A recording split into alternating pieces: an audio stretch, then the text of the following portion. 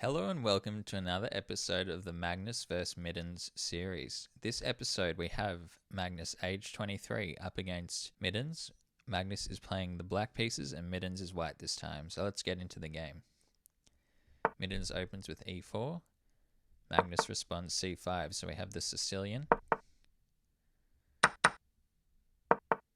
Both players playing normal moves so far, getting those pieces out. Magnus tries to create a little bit of a battery with his bishop and his queen. And now he offers a trade of bishops, trying to trade off his dark square bishop, which is a surprising move because his dark square bishop's quite a strong piece in this position. Notice how most of his pawns are on light squares. And Mittens eagerly accepts the trade offer there. And Magnus makes this interesting move here where rather than taking inwards, he actually takes outwards with his pawns, which I don't really understand that one, but it could just be to allow his bishop a little bit more mobility in the future, which Mittens actually closes down immediately with that e5 move, not allowing any mobility from that light squared bishop whatsoever. And where's this knight going into the center? Which makes a lot of sense. That's a strong move. It's always good to place your knights in the center of the board. And we don't have a trade of queens. Instead, Magnus grabs a pawn, but that actually enables Mittens to take that open file with the rook. So sometimes trading up the b pawn for an open file isn't even that bad. And Magnus's queen is chased back. So Magnus doesn't have much space at the moment, but he tries to jump in with the knight.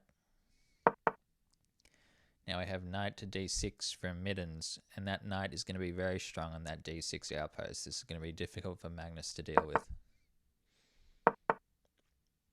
Mittens centralizes the rooks on the d file, and that's applying a lot of pressure to Magnus's position.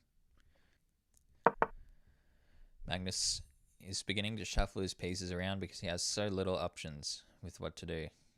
He's very jammed up in this position. We have a little bit more shuffling from Magnus. Mittens clamps down on the position one move further, really solidifying that knight in the center of the board there. We have a little bit of shuffling, but Mittens is beginning to roll on the king side, getting those pawns in. Once you've got all your pieces basically perfectly placed, it's time to bring the pawns into the attack and also open up some avenues of attack for your pieces. That's exactly what Mittens is trying to do right now. And look at this move, forcing Magnus to make a decision about what he wants to do here.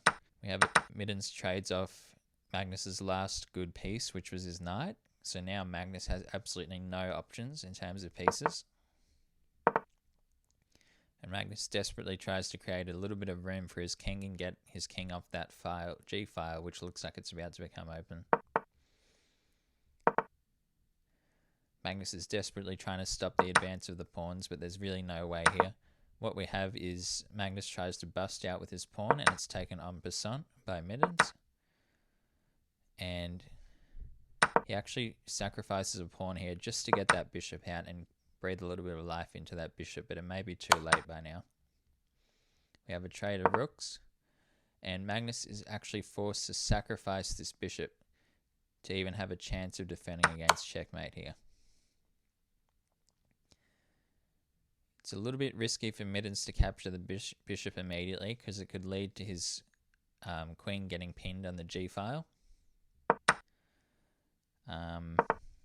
And Magnus is in all sorts of problems at this point. There are so many threats. He can't even deal with the threat on the f7 pawn. He's too focused on what's happening on the g file. And Mittens finally takes that pawn.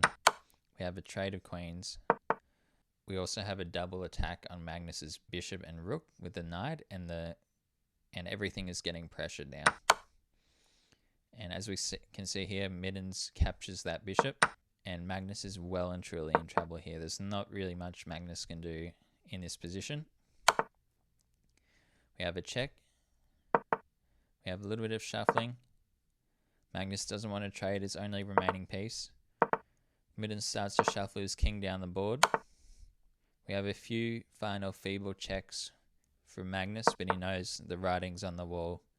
And it was in this position that Magnus, age 23, resigned the game. And what a game from Mittens, absolutely squeezing Magnus's position. He squeezed all the juice out of that position, leaving absolutely nothing for Magnus. What a result.